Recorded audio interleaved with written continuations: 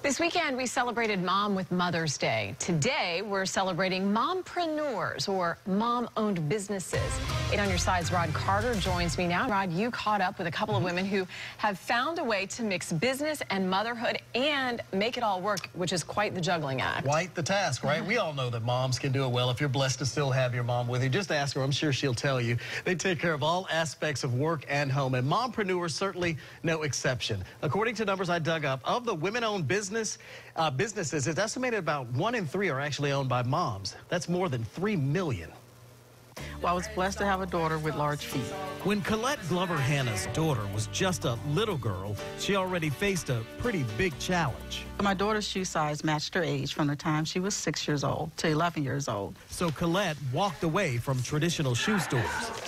She took a giant step 3 years ago and started an online store of her own. It's called Hanna's Shoebox for age-appropriate shoes in larger sizes. It's been a godsend for parent Tracy Falkowitz.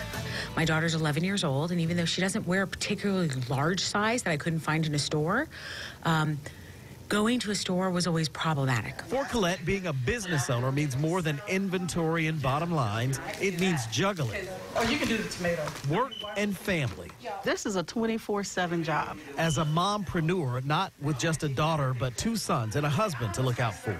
Now, to give you an idea of just how big of an impact women-owned businesses have on the finances here in the state of Florida. In the year 2012, 5.6% of all finances generated in this state were generated by women-owned businesses. Now, although they're not all mom-owned businesses, that is a pretty good impact. In fact, it's an $85.5 billion impact.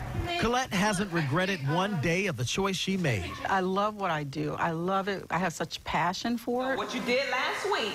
Tia Young is another example of moms making it in the business world. The 2017 Mompreneur of the Year owns Tia Young Image and Etiquette. She started her business in the wake of 9/11. I was on leave from United Airlines as a flight attendant. 9/11 happened 2001. I was on maternity leave, and my daughter was born 2 months later. Like Colette, the past 15 years have been about balance for this mom of 3. It's not going to be easy. It's going to be a little more challenging. She encourages other moms who may be thinking of making that leap to mompreneur. You have to make sure your family doesn't feel left out because you're doing too much for your business. It's that balance. And more women have been striking that balance. According to a Census Bureau survey in 2012, here in Florida, there were 808,000 women-owned businesses, 227,000 5 years earlier. That's an increase of 39%. At the end of the day, my primary role on this earth is to be somebody's mom. That's what I do first. And strike the balance between mompreneurship and home, a footprint of success she hopes her kids can follow. All right, some things to keep in mind if you'd like to start a business. Develop a schedule that allows you to focus during your work time. And if you can afford it, consider hiring someone to clean the house, a part-time assistant or a nanny or someone. And develop a support system with your family and friends to help with childcare. And of course, you still have to do all of those things that go along with actually starting a business, Jen. Yeah, so speaking of that, are there some resources out there if a woman is seeing this story and thinking, I've got a great idea for a business, where do they begin? Well, you can start with this book.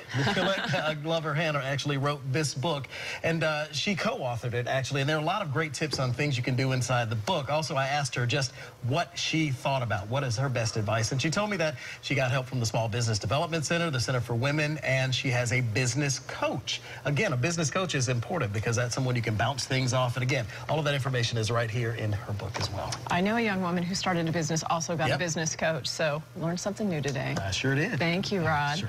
If you are interested in becoming a mompreneur, head to WFLA.com. You can look for our 8 questions you should ask yourself if you're thinking of starting your own business.